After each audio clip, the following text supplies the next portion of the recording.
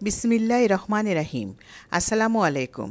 আজকের পর্বে আমি খুব সহজে ঘরে কিভাবে পুরাতন পদ্ধতিতে ঘি তৈরি করা যায় সেই রেসিপিটাই দেখাবো। ভেজালের এই যুগে ভেজালমুক্ত ঘি যদি আমরা ঘরেই তৈরি করে নিতে পারি সেটা আমাদের জন্য খুবই উপকারী। চলুন মূল রেসিপিটা দেখিয়ে দিচ্ছি।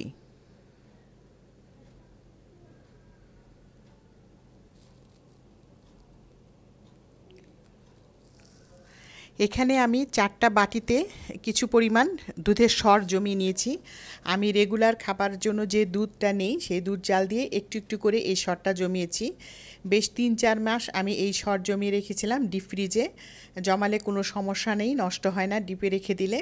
তবে আমার এতটা জমানোর খুব একটা ইচ্ছা ছিল না, কাজের ব্যস্ততায় আজ করি কাল করি করে ঘিটা তৈরি করা হয়নি। আর এই এসে সুযোগে অনেক সর জমে গেছে।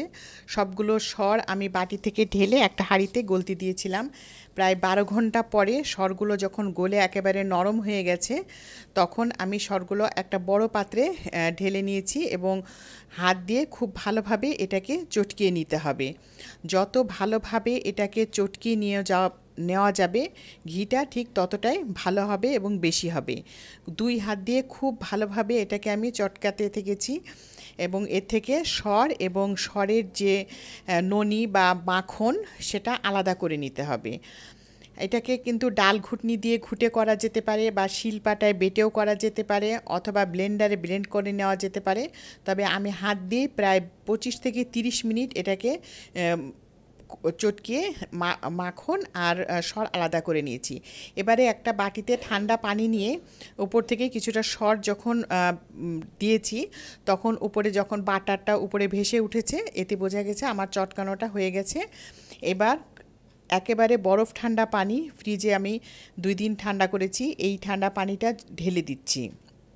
ঠান্ডা পানি ঢেলে দিলে সরগুলো দুধগুলো আলাদা থেকে ননি বা মাখনটা আলাদা হয়ে যাবে। খুব বেশি পরিমাণ পানি দিতে হবে, দিয়ে এই ননিটাকে বা মাখনটাকে আলাদা করে নিতে হবে। আপনারা দেখতে পাচ্ছেন আমি ঠান্ডা পানি দিয়ে মাখন আলাদা করে নিচ্ছি এভাবে হাত দিয়ে নেড়ে নেড়ে। আর এইভাবে করলে কিন্তু ভেজাল মুক্ত ঘিটা আমরা খুব সহজে বাসায় তৈরি করে নিতে পারি। আপনারা চাইলে এর চেয়ে কম সর দিয়েও কিন্তু করতে পারেন। আমার যেহেতু সরটা বেশি ছিল তাই বেশি পরিমাণই হবে আশা করছি ঘিটা। আর আমার এই ঘির প্রক্রিয়াটা কিন্তু আজকে সম্পূর্ণ আমার মায়ের দেখিয়ে দেওয়া। আমার মা অসুস্থ কিন্তু তারপরও যখন তিনি শুনেছেন যে আমি ঘি তৈরি করছি উনি উঠে এসে আমাকে সম্পূর্ণভাবে ডিরেকশন দিয়েছে এবং সেই অনুপাতে আমি ঘিটা তৈরি করছি।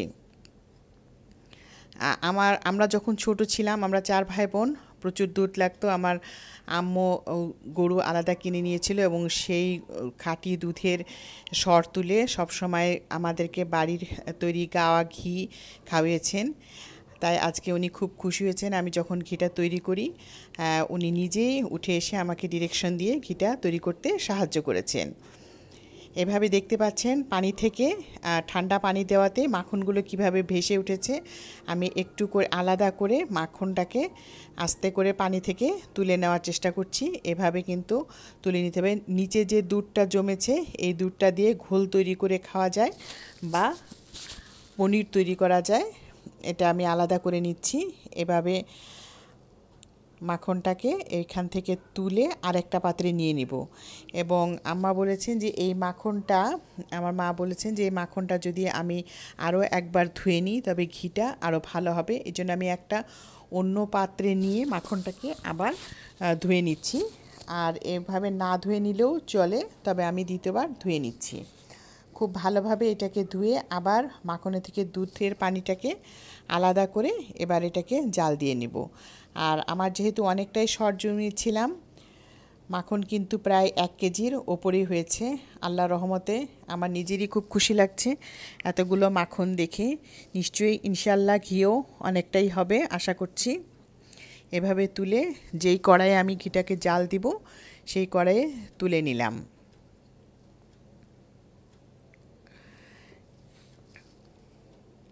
সম্পূর্ণ মাখনটায় এভাবে পানি ঝরিয়ে তুলে নিলাম। এবার এটাকে চুলায় নিয়ে যাব জাল দিতে। যে পাত্রে ঘিটাকে দ্বিতীয়বার ধুয়েছিলাম পানিটা ফেলে দিয়ে সেই পাত্র থেকে নিচে যে মাখনগুলো লেগেছিল সেটাও খুব ভালোভাবে মুছে তুলে নিলাম। একটু পানি জমেছে কড়াইয়ে, সে পানিটা ফেলে দিতে হবে। ফেলে দিয়ে এখন চুলায় বসিয়ে দিচ্ছি।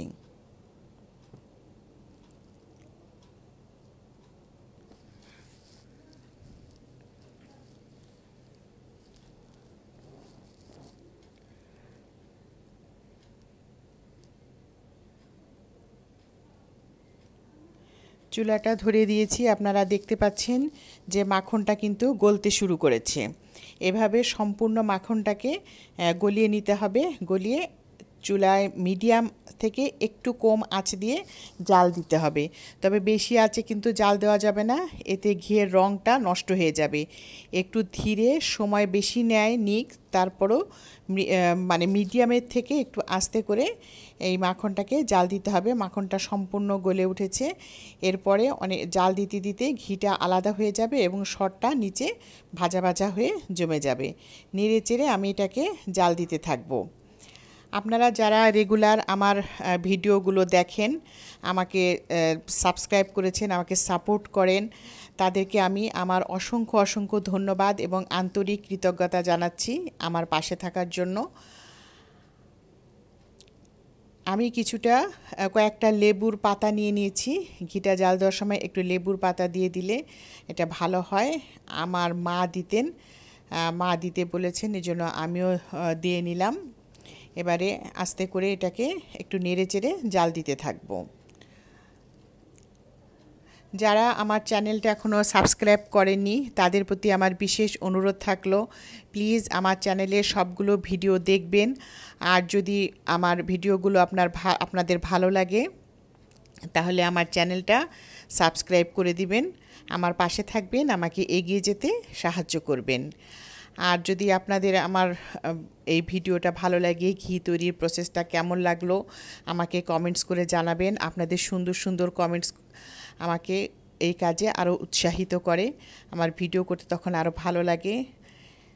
এই জন্য আপনারা আমাকে কমেন্টস করে জানাবেন, আমার পাশে থাকবেন।